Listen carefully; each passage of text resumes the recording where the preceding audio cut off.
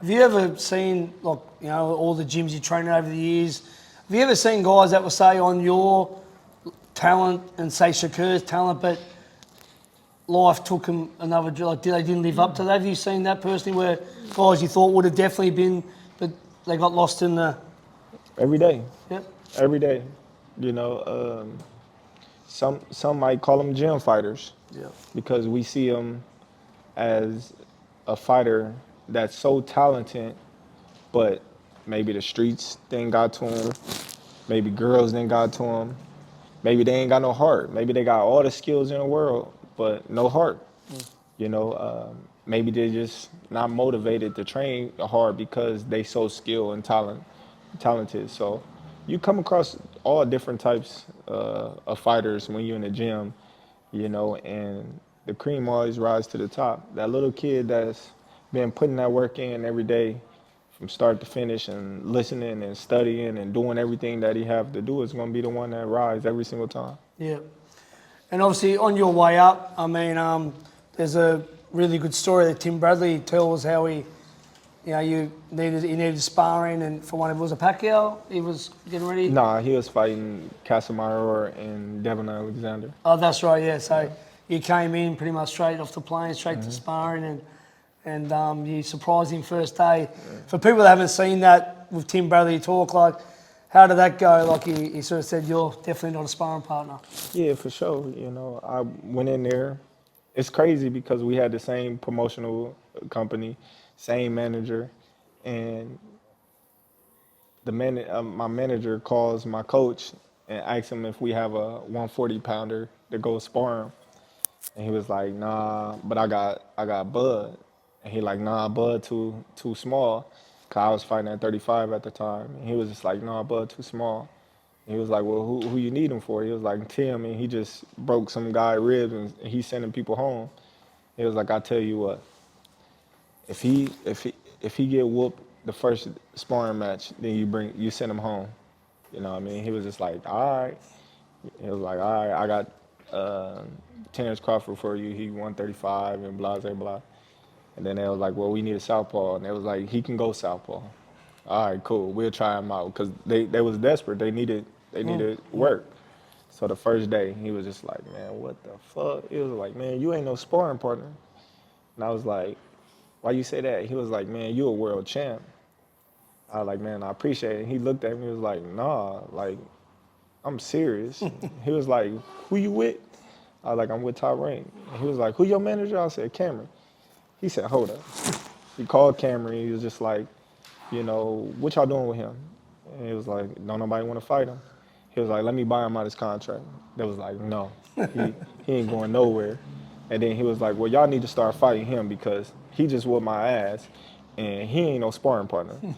And then, like, that's what I say when I say, you know, you keep putting the work in, the opportunities, when they come, you got to be prepared and you got to be ready for it. Because had I not been in the gym, I wouldn't have been prepared to go in there and spar. And spar someone at that level at his peak too. Yeah, not at all. So, you know, just me standing in the gym, working hard, trying to get better each and every day that I step foot in the gym is what prepared me to go in there and spar, you know, a world champion at that time. And that's why I tell a lot of my fighters, you younger guys at the 4-6 round level, don't go mentioning I'm in training camp, because it's not such thing as training camp. You should be training all year round. Different when you're fighting at the Gambosis level or the Bud level, where you fight only a few times a year.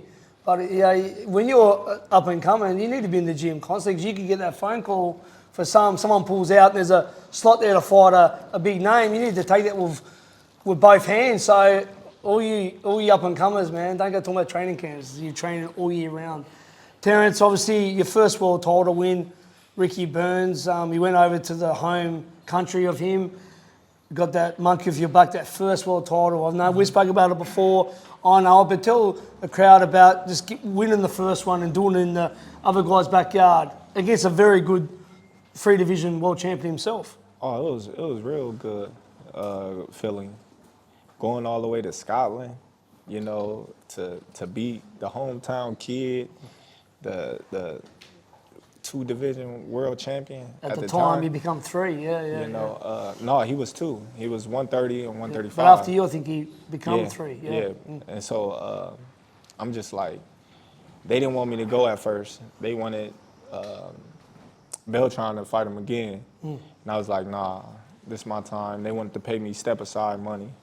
And I was like, nah, I ain't stepping aside. I said, I'm going over there, I'm taking the belt, and then he can fight me next. You know, and that's what I did. I went over there. I beat Ricky Burns, and then I came back. They said, all right, well, you want to fight in your hometown, you got to fight Gamboa. So I don't care who I fight. Just put him in the ring. You know, that's just the confidence and belief that I had in myself. I beat Gamboa, and then I fought Beltran, you know, for the icing on the cake. Yeah. You know, so, yeah, but if I had something to say to the young fellas, you know, when you in here in sparring, ain't no winning in sparring. You know, a lot of fighters, they always talk about sparring. You know, oh, I did this to you in sparring, or I got the best of you in sparring. You know, if you in here sparring, you supposed to be working on getting better. There was times where I just worked on my jab in sparring. There was times that I just worked on, you know, countering, you know, or coming forward, or stepping to the right.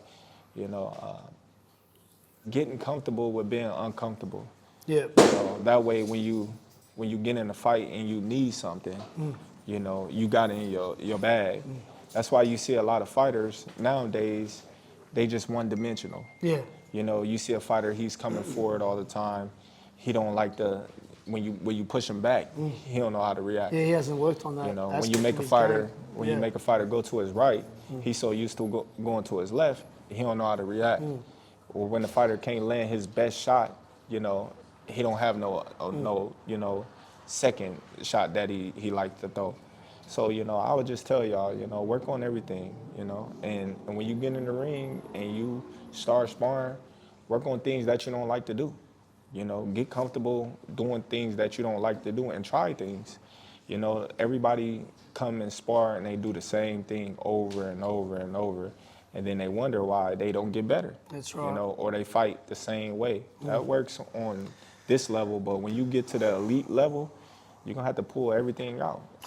I think that's a big problem in Australia. I mean, you know, we have good fighters. We've got this reputation as tough fighters, but like you just said, like, I don't know if a lot of coaches are telling their guys to do that. Go and work on everything. Like, get every part of your game down pat.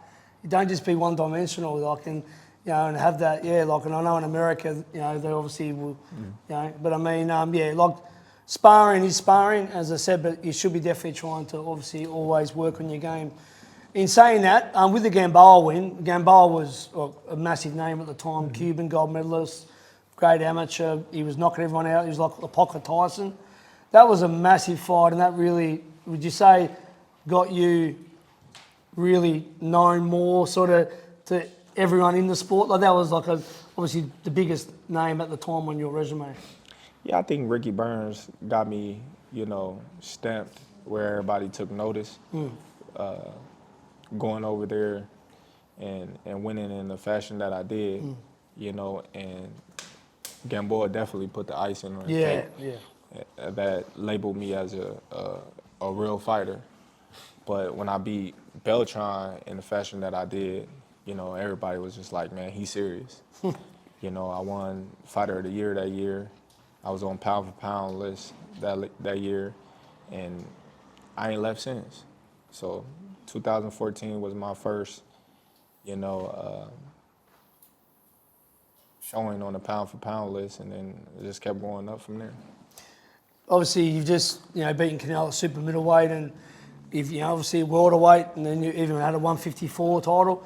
What version of Terence Crawford do you think at the time is where you're at? Like, I know you can say any division, but everyone's got more of a favourite. What division out of all the titles you've won would you say that's, you know? I was at my best? Yeah. Or you're way up in history. You go, at that time, at that weight, nobody touches me. Probably 147. Really? 147? Yeah, 147. Yeah. Yeah. Yeah. Yeah, I was at the peak. I was comfortable. I was strong. You know, I had less injuries. Yeah. You know, now on the tail end, that's when the injuries started coming. But the beginning, nah, I was at the peak. Yeah, that and the end of 140 going into 147 Yeah. was the peak of my career. Yeah. So he was undisputed at obviously 140, which was awesome. But to go up to the 147, I mentioned the card before against Errol Spence. Like, Errol, massive respect to him. You've never seen a 50-50 fight on paper so one-sided. I remember that day, probably might have spoke to Luke that day earlier. So I had my coffee, had my snacks, told the missus and the kids, stay out of the room. It's fight day. And I was obviously back in bud, but I'm like, this is a great fight. Finally, two guys done it together. They done it through a phone call, kept out all the bullshit that goes on in boxing because of TV networks and managers. They shook hands of the way, like two respectable gentlemen that I haven't seen for a long time because sometimes all the bullshit in the sport, the trash talking. Two guys said, let's do it. And mate, you just, I said it was the most one-sided 50-50 fight I've ever seen. What, did you always know, like, I mean, it's hard to always know until you get in there, but did you always know you had Errol's number or just that it become, a bit easier than what you even expected? No, I mean, it wasn't easy. I but would yeah. I would say, I knew how it was gonna go from the jump. Yeah. You know, if He was saying he was the big fish and the but big whale. And if you recall, before I stepped foot in the 147 division, I called all of them out. yeah, and Pacquiao couldn't, his team wouldn't I come wanted to to the party. fight all the champions. Yeah. For my first fight, because I knew me and Errol, he was being ducked by all the other champions. And I knew my style would be bad for him, for any of them, and for that matter, that's why it took us to make the fight because they knew it, and that's why they was just like, nah. So they just try to age me out, let him get a little older, and then we'll fight him later on in his career. But being that I was undisputed and I went the WBO route because Pacquiao was the top guy at the time. So I thought Pacquiao was going to win against Jeff Horn. So I beat Pacquiao. My name is here now. Yeah, Now I'm that man in the division. That marquee That's name. me thinking. Yeah. Pacquiao lose. So I said, all right, well, me and Jeff Horn going to fight. That's just it. After me and Jeff Horn fight, before the fight, they was like, he don't even have a title. All right, cool. Now I got a title. Oh, he's on the wrong side of the street. He with top ring. I'm like, all right, cool. I just keep winning, keep doing what I'm doing until, the time comes. Errol Spence, he want to be undisputed. He can't be undisputed without, fighting me, and we talked about it. We made the fight happen, and, the rest is history. You told me when you went up to 154 that at the time before Tim lost to Fundora, Tim Tszyu, he was probably a guy that you're looking at, good name, coming from Australia, whole country behind him. The loss over the cut, the cut was one of the big reasons, but over the loss to Fundora, that sort of ruined it. But there was a chance you were looking, he was on your radar? I tried to fight Tim Tszyu before he fought Fundora. Yeah. And they basically was like, nah, they want to go the Fundora route, being that Tim was with PBC. Yeah, that's right. So they like, man, he not about to do this to us again. He just beat Spence. So basically they talked him out of it and whatnot. So Fundora get the victory. He got 2 titles. All right, cool. I want to fight Fundora. PBC again. They said no. They said, his handler said, nah, we want to fight Spence. Spence is a bigger fight than you and blah, blah, blah. I'm like, Spence a bigger fight than me. I just beat him, but okay. Cool. Y'all don't want to fight me. I'm going to fight the #1 guy in the division, which was Majimov. That's how me and Majimov got to fight. So me and Majimov fight. Prior to that, when I was at 147, I was already calling out Canelo. I was already saying I'll move up 3 weight classes and fight Canelo. When me and Turkey went to watch him fight, Dang, he put it on. What's the dude's name? From New York. Oh, Belanga. Belanga. Yeah. We watched him fight Belanga, and I said, he can't beat me. Can't beat me. Then we went to the UFC fight. That's when they was calling me Kendrick Lamar. Yeah. You know what I mean? And so it was just like, man, this dude can't beat me. Yeah. You know, and it was like, man, get a fight at 160 or 168 before you go in there and fight him. I said, I don't need no fights. I said, he can't beat me.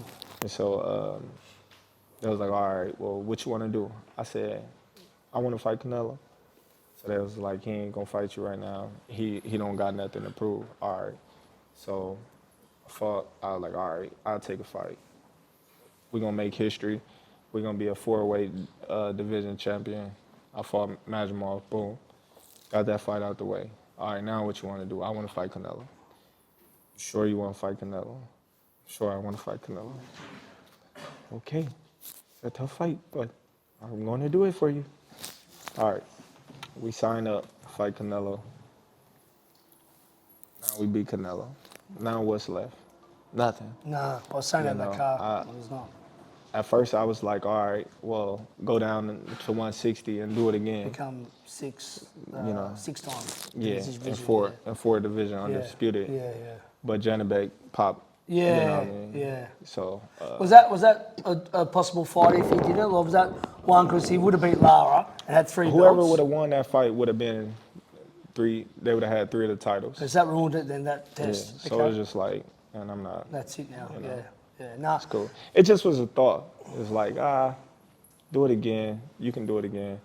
You know, go down to 160 and, you know, dare to be great and fight for something that's meaningful instead of just, you know, even though their names wasn't, you know, the biggest, Janabek is a dangerous challenge. Oh, yeah. You know, and that's what we do it for. Yeah. You know, I knew going over there, fighting Janabek, you know, people would have been tuning in to that type of fight, especially if he would have, you know, somehow beat Carlos Adames, and now he's undisputed. Now you got undisputed versus undisputed. Yeah. So it didn't happen. So I was just like, man, you know what? This is God telling me you ain't got nothing left to prove. I was happy with it because I didn't.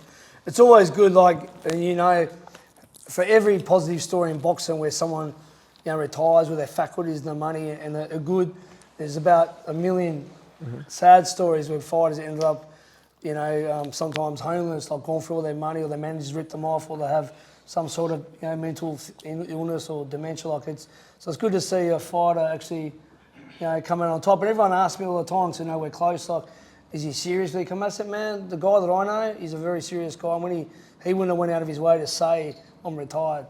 If he's not that guy, he's not a Fury, he's not a Mayweather, he's not someone that's going to just. I think that he's actually, he's solid. But let's skip the Canelo win. So Canelo on Netflix, 41 million people, biggest fight, you know, in the modern era. You know, I had a lot of people saying, can he really do it? And I said, look, I'm not just saying, I'm not being saying because you say because you're friends with someone or you favour that person. I love Canelo, man. Always loved Canelo. Respected him, man. Red-headed Mexican. I mean, come on, you know. But the thing is, I knew just being around you, not even the skill-wise. I know the skills you've got, and Canelo hates movers like a Lara, like a Mayweather. But I just knew your mentality, mate. And I tell people, he's like a Michael Jordan, Kobe Bryant, Mamba mentality. You've got that. And I knew that there was no way you were losing that fight. And you know what I mean? And yeah, probably easier than probably you done it easier than I thought. I'm not going to say I thought you won like 10-2 or 9-3. Definitely, I think 10-2. Yeah. I don't think it was that. I didn't think it'd be that easy myself. I thought you'll win, but you just put on a masterclass. Just run me through that fight before we take some Q&A questions. You know, in there with him, was he thinking, man, like this is easier than what I thought, like, or exactly what you thought? You can just. No, we knew what Canelo was going to bring to the table. Like I said, I'm a student of the game. You know, I love boxing and I, you know, study it. And I've been watching Canelo for a long, long time, you know. So given the fact that I've been studying him and watching him and a fan of his, you know, I knew what he was gonna do. Yeah. You know, I know the things that he don't like. I know the things that he wants you to do, so he can, you know, gain advantage. And those are the things that we capitalized on. You know, I knew he wanted to land the left hook. We didn't let him land the left hook. Yeah. You know, I know he don't jab as much. You know, so we knew that. So, given what we came in the fight knowing, you know, it made the fight not easy, but it's much more, you know, winnable for us. Yeah. Awesome, guys. I'm just going to take just a handful of questions from the crowd. Just put your hand up, guys, and I'll get to someone. Q&A. Yep. Boom. Favorite active fighter besides Shakur? Besides Shakur. Besides Okay. Usyk. Yeah. Yep. I watched the interview on you, and you spoke about just recently that you only just started taking a rest day in camp. Like when you watched the interview, you did like a video, and you spoke in the interview there like when you were younger, you never took a single rest day in camp. Like you were training every single day. But in like these last couple of fights, you finally started taking like rest days and stuff like that because obviously, like you spoke before, the days that you really think we're resting, like damn, what's that other person doing? You know what I mean? Because we're trying to chase, you know, the likes of you. Yeah, when you get older, you know, your body start changing. You know, when you're young, you can lose 20 pounds, you know, like nothing. You know, but when you're older, you know, your body is, you know, different. Your body needs to rest. You know, you got to take care of your body more so than when you're young. It's kind of like when you're a little kid and you fall down. You get your little scratch. You're like, ah, that ain't nothing. But when you fall, when you older, you be like, damn, that hurt. Like, you know what I mean? Like, it's kind of like that. You know, so them days that I took rest days was much needed rest days, you know, and I should have been doing it when I was younger, but I never was. Luke. I know you're close with Andre Ward. How much of a impacts and role model has he had on your career? I know he's very close. Dre is definitely a great role model. He's the one, him and Tim Bradley, to tell me to start taking them rest days. You know, coming to camp and just seeing how hard I train and things like that, and just tell me, hey man, hey, save some for the fight. Don't use it all in the gym. And I'm like, man, I ain't. They were like, shh. From the look of it, you know, you need to, you know, take a rest. You know, just relax. It'll be all right. You work hard enough to take a rest day. And just little things that, you know, he put me on game with. You know, I appreciate him every time. And that's why you're saying that it's important to listen to people that have done it before you, right? Because even now I'm retired, I can see the mistakes I've done and I try to tell them to don't do it the way I did it sometimes, you know what I mean? So you've got to listen and pay attention to what the ones before you have done, right? Yeah, for sure, you know, because experience is the best teacher, you know, and if you don't learn from the past fighters' experience, then you're going to end up just like them. You know, when I look at the older fighters that had it all and then just lost it all, or went in there and gave it all to the sport of boxing, and you see them now, when they come in the arena, hardly anybody know about them. Yeah. You know, when you see Tommy Hearns and all them walking through the crowd, you know, you go, oh, that's Tommy Hearns, that's Roberto Duran. Hey, you know, you got a couple of diehard fans that appreciate them, but, you know, it's out with the old and with the new. Jake Paul walks past and everyone's fucking him. Yeah, so, you know, you just gotta take care of you first. You know, health is wealth. And I don't care how much money you got. If you ain't healthy, then what does it matter if you can't enjoy it? Roy Jones Jr., I know is a guy you looked up to, you know, my favourite fighter, you know, growing up. No one done it easier than him, I think, as the most dominant champion ever, I think, definitely one of them. You know, he's obviously impacting your career. You're very similar in your, I think, like, you know, the fishing, the hunting, the more relaxed sort of style. He's obviously... Not really, you know, like I said, I never really had a fighter that I looked up to and I wanted to be like. Yeah. You know, I always looked at things that they did, and I said, all right, I'm gonna take that out off of him. Like Mayweather, his work ethic, I was just like, man, I gotta work hard. You know, Mayweather work hard, I gotta work hard. Yeah. You know, and things like that. Like Sweet Pea when he's southpaw, you know, his jab and his movement and his defense and things like that. Yeah. So I would just take like bits and pieces, you know, that I like from fighters and try to, you know, implement it into my style. But like, yeah, looking up to fighters, I never looked up to them. Just over here, we've got two-time world champion, love more to do. Got a question, the Panther. This is the man that helped Canelo. Yeah. It's good to see you, brother. Question. Zoo, Spencer, who you got? Tim Zoo and I got Spence. Yeah. I just think he's a better fighter. 100 mil, will you make a comeback? Nah. I'm done. Who I'm gonna fight? I got money. I got money. I don't got to do nothing for the rest of my life. And your kids and your kids and your Right. kids. It's cool, you know, when you make smart investments and you let your money work for you and you don't spend your money and you don't get all caught up in the hype and you save your money and you do right with your money, then, you know, this is the outcome. You know, when you retire, you don't gotta come back. A lot of fighters come back because they need the money. You know, a lot of fighters and a lot of people used to say, oh, he only fight one time a year. He don't fight that much. Why he don't fight? You know, because at the time I didn't have to. You know. I respect the comments you made about health. Your health is more important than anything. Yeah. I do a lot of talks as well. You know, one of the most important things I always say, take care of your health. That's important. I respect it. So. Chris, you got one? It's a good segue into the question I want to ask. If there was one fighter that you could fight that you didn't fight, who would it be? Who was it? There was one fighter that You wanted to fight, but you weren't able to. Pacquiao for Yeah, sure. That little 1,000%. Filipino kid. And I try to fight Pacquiao. George's bestie. George's best. Full respect. But Skinny Hussein knocked him out for 20 seconds, mate. YouTube, Hussein versus Pacquiao. Pacquiao for sure. You know, that was a fight that I was chasing for years, since I was 140 pounds.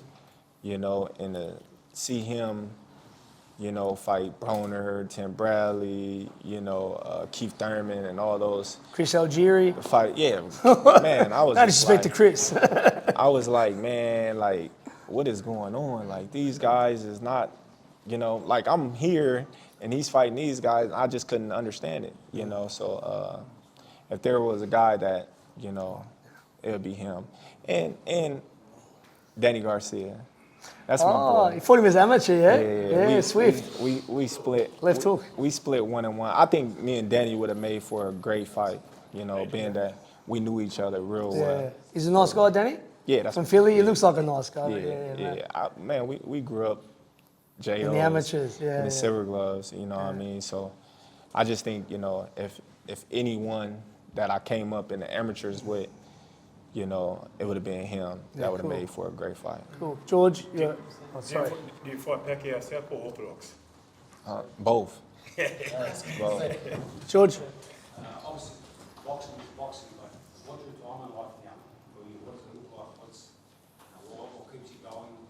When you've been so entrenched with the boxing for your whole life, training every day, that routine, what does retirement like look like? What does day life look like for you? To be honest, you know, nothing really changed. You know, I'm still the same person that I was when I was training, other than I'm not training. You know, I have more time to travel. You know, I have more time to be with my kids and just chill out and just, you know, rest. You know, so nothing really changed. You know, I don't do much. Yeah. I don't train. I ain't hit the bag since training camp. Mind you, first comment when he seen me at the airport, he goes, Tassie, you put on some weight, man. Like, I said you fat. I I told him, after this tour's over, I'm starting back, man. So you haven't trained at all? Nah. Nothing. I sparred Yeah. like twice. I sparred. I sparred Shakur, you know, for his fight, you know, when he fought Teofimo. Sparred, you know, little Carlito when he was preparing for his pro debut. But that was it. I just came, sparred, that was it. You know, but hitting bags and mitts and all that, nah, I didn't do none of that. Only 2 more. You're first, then you.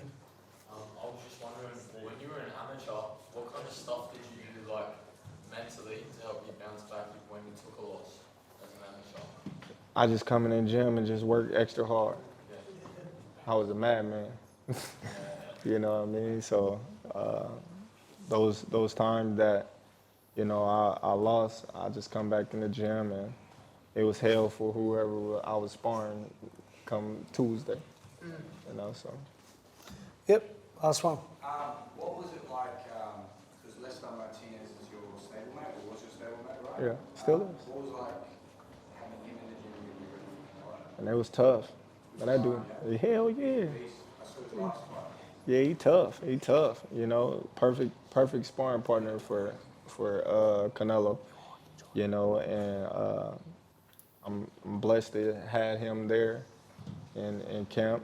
You know, being a top contender in that weight class. You know, undefeated, young, strong, hungry. You know, oh yeah, for sure. And you know, just going back and forth with him, you know, is what, you know, got me prepared, you know, physically and mentally. Did you have anyone else or just him? No, I had other people, but you know, yeah, and no, he wasn't. He was somewhat the main guy. You know, I had people bigger than him, but like he, you know, skill wise and you know, just coming in there, just you know, banging. You know, it's like damn. All right, you know, once he said, man, you strong. You know, you stronger now, because I sparred him before. You know, when I was, you know, fighting at 154, and for him to be like, man, you stronger now than you was at 54, and you punching harder, you know, that gave me the motivation, you know, to, you know, and the confidence to stand in there with him a little more and, you know, take chances a little more. Jingo Bosa's last one for Jim. Terence, I want to ask you, mate, you've got a really great persona, you're so calm, you're calculated, what was you growing up like in a family household? Like, you have a really family behind you. Because a lot of these young kids who are fighters, like obviously my son George, had his back all the time. What was your household and growing up as a young man, obviously wanting to, you know, achieve greatness, which you have in boxing? Chaotic. Chaotic? Chaotic. Yeah. I think, you know, that's why I'm so, you know, calm, you know, in the storm, because like I didn't seen it all. I've been through so much in my life. Like nothing surprised me. You know, nothing rattles me. You know, when I have my mind and my eyes locked on something, you know, you can do whatever you want. I'm not gonna get distracted. I'm not gonna get fluttered or nothing. And one last thing, Lester's got to listen to Bomac, because that draw against him, Billy, which I'm a good friend of Billy's, he would have won that fight if he just basically created some distance and tried to fight Billy's fight. Yeah. So if those boys get it on again, I thought he won. It was a good fight. it was, yeah. But it's a reason why, you know what I mean, they don't want to fight him again. He would have won it easier if he just listened to Bomac and created some distance rather than giving Billy the fight that he wanted. You right, but that's Lester's fight But I too. mean, I think those boys get it on again. They both got that style with, you know, a collision course. That's why they made it. And you know, on Pro Box, on his last fight, obviously it looked amazing. So I think those blokes are going to clash again by the way. Yeah. he got to win first. You know, if he win, you know, Lester is the #1 contender for the WBC title. And Lee got the title. He's going to fight Canelo in September. So Lester get to fight the winner. So. All right, guys. So we're going to do, before it was finished, was do some photos. Like, get Steve organised that. I just want to acknowledge, Joe, the champions are in the room besides Bud. So obviously George Gambosis, you know, undisputed champion,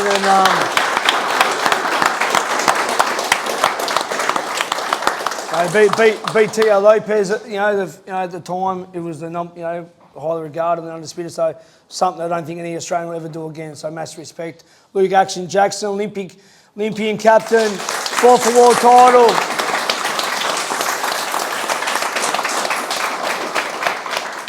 Love more to do. Two-time world champion. He fought. Let me tell you the resume: Canelo, Mikel Cotto, Kell Brook, Paulie Maliargi. Give me some more. He fought them all, mate. Like literally fought them all. Gary Sinclair, Superman.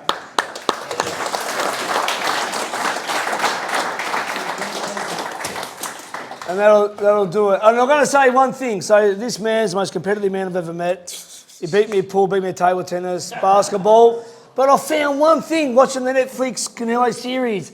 I think I can outlast you in an ice bath. Yeah. For real. Awesome, man. I don't do that. We can test You've that seen in him in Melbourne. Russia. What goes on in Russia stays in Russia, Jim. All right, guys.